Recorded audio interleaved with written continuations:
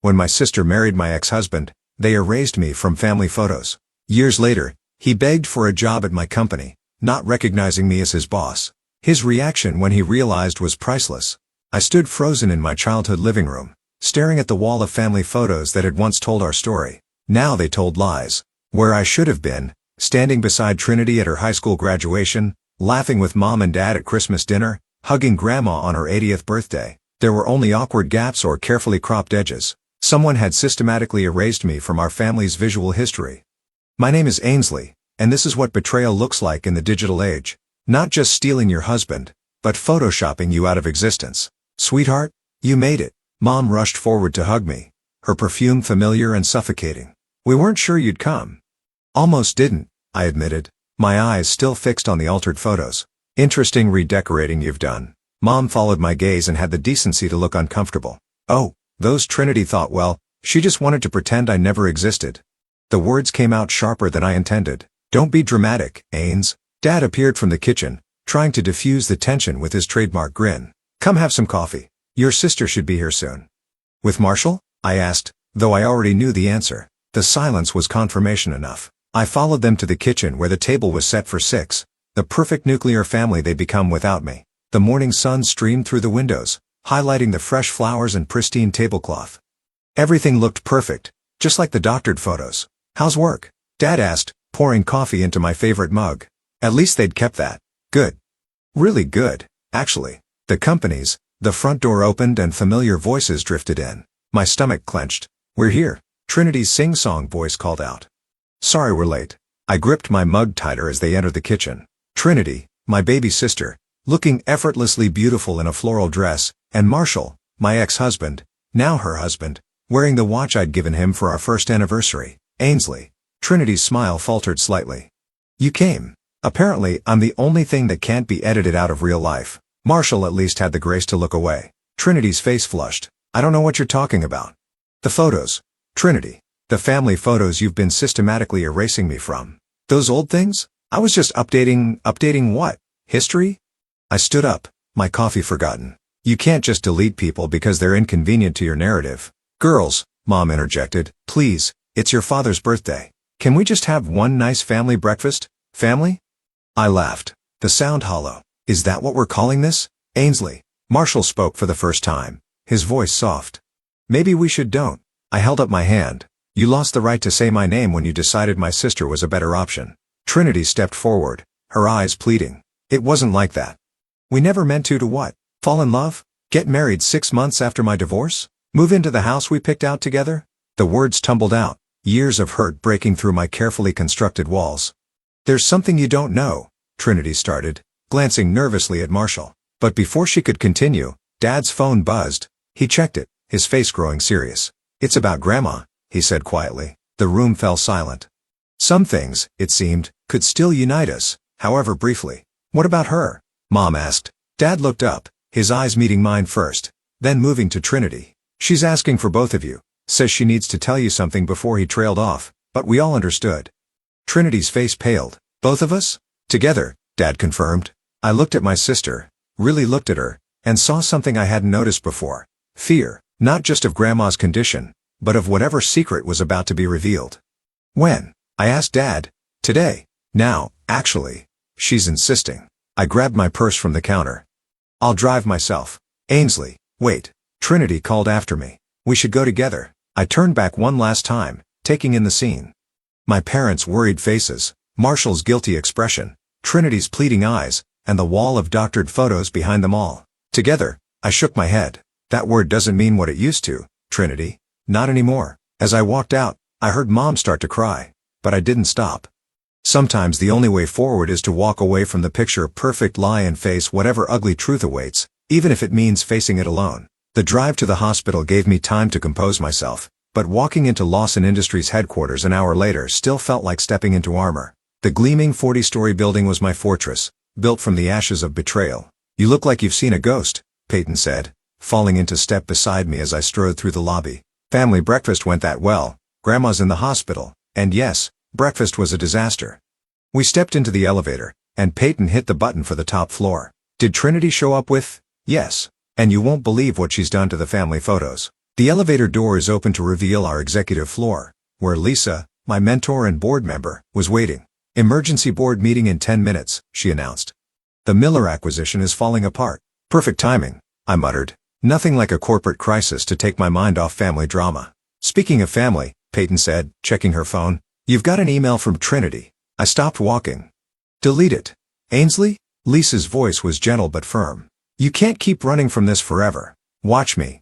I pushed open the conference room doors where our executive team was already assembled. Let's talk about Miller. For the next 2 hours, I lost myself in spreadsheets and strategy. This was where I belonged. Not in that suffocating house with its edited memories, but here, where success was measured in clear metrics and loyalty meant something. Impressive save, Lisa commented after the meeting, but we need to talk. I followed her into my office, Peyton close behind. The wall of windows offered a panoramic view of the city, reminding me how far I'd come from that broken woman who discovered her husband's betrayal 5 years ago. Trinity's email, Peyton said, pulling it up on her tablet. You should read it. I really shouldn't. It mentions Grandma, Lisa pointed out, and something about Marshall losing everything. That caught my attention. What? Peyton cleared her throat and read, Ains, I know you hate me, but Grandma's asking for both of us. There's something you need to know, and Marshall's company went bankrupt last month. He's looking for work. I'm not asking for help, just thought you should know. Please come to the hospital, Trin. I laughed, but there was no humor in it. Karma's a bitch, isn't it? Ainsley. Lisa leaned forward.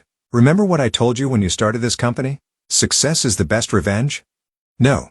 I said success shouldn't be about revenge at all. It should be about proving your worth to yourself. My phone buzzed. Dad calling. I ignored it. Your sister's not the only one who can edit photos, Peyton said suddenly, pulling up our company website. Look at this. On the screen was our leadership team photo. I stood in the center, confident and powerful. Nothing like the woman whose husband had left her for her sister. This is who you are now, Peyton said. Not that girl they tried to erase. My phone buzzed again. Mom this time. I silenced it. What do you think Grandma wants to tell us?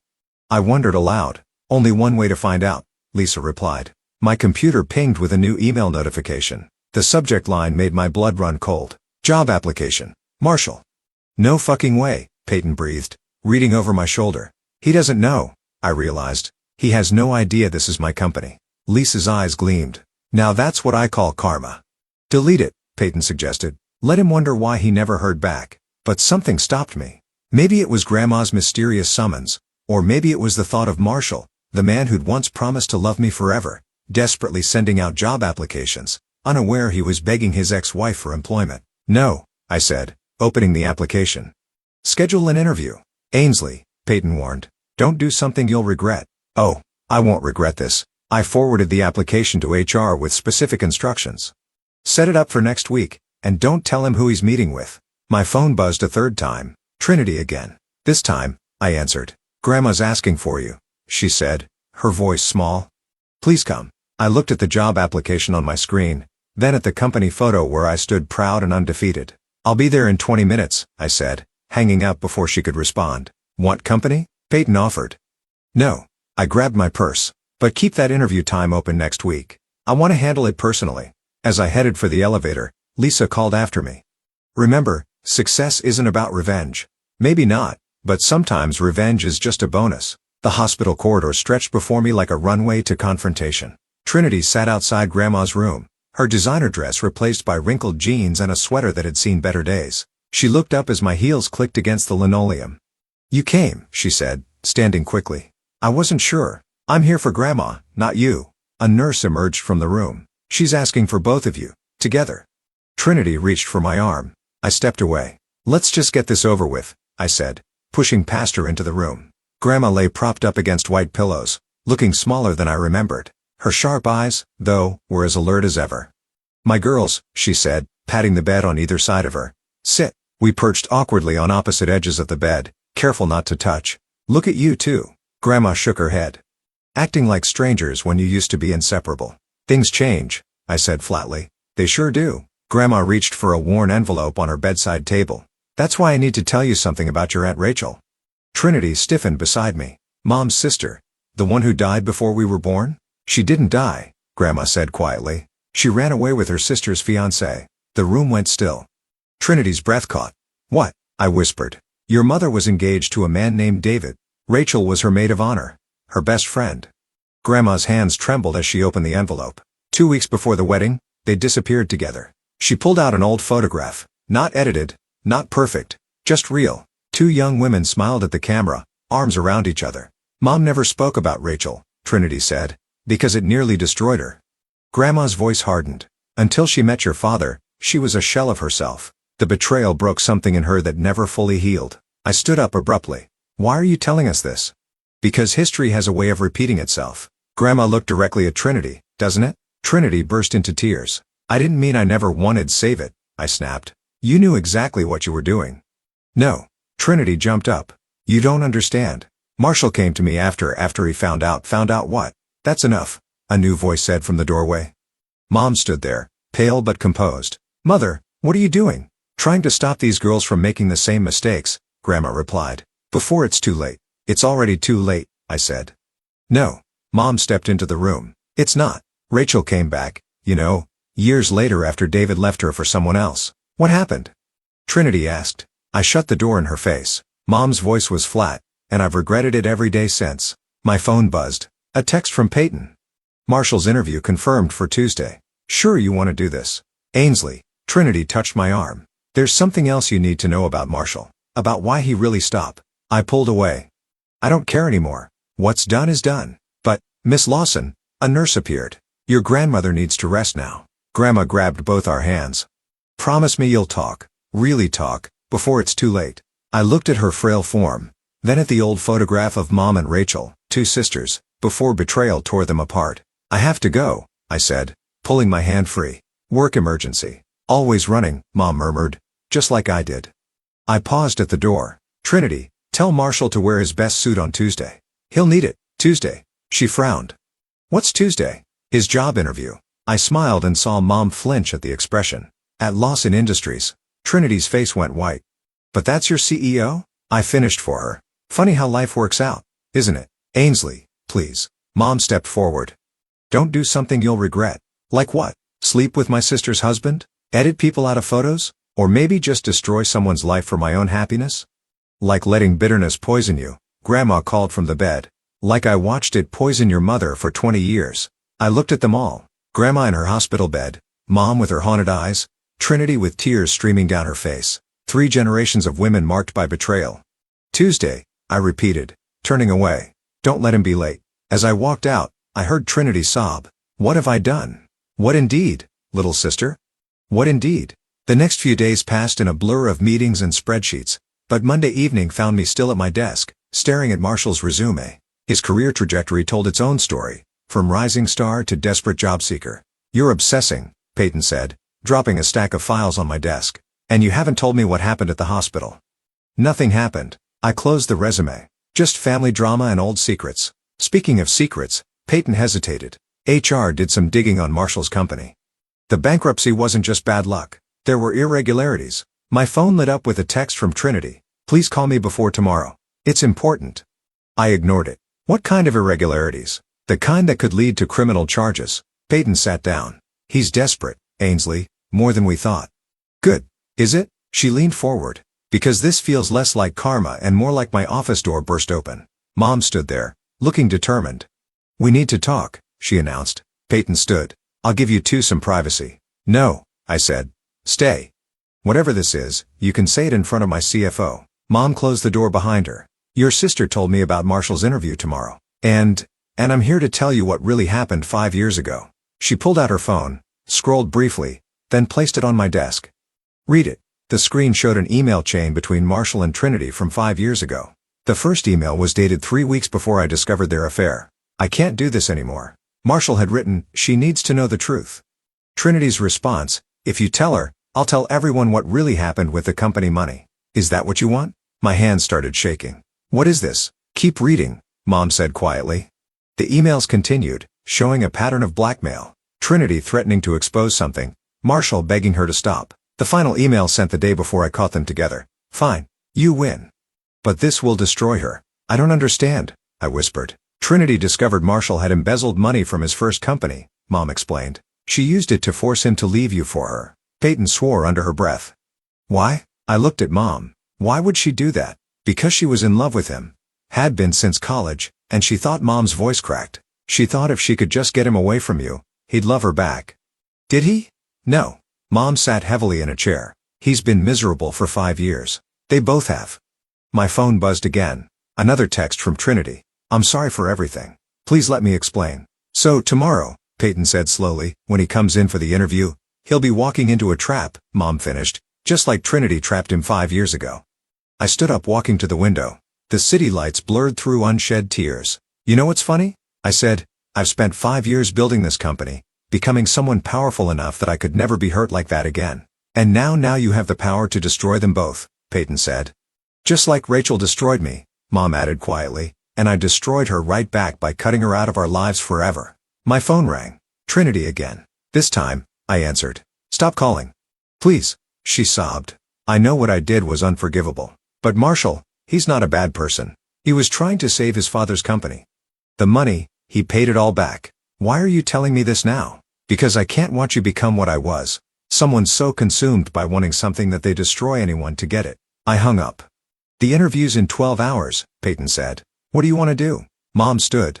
Before you decide, look at this. She pulled out another photo, not edited this time.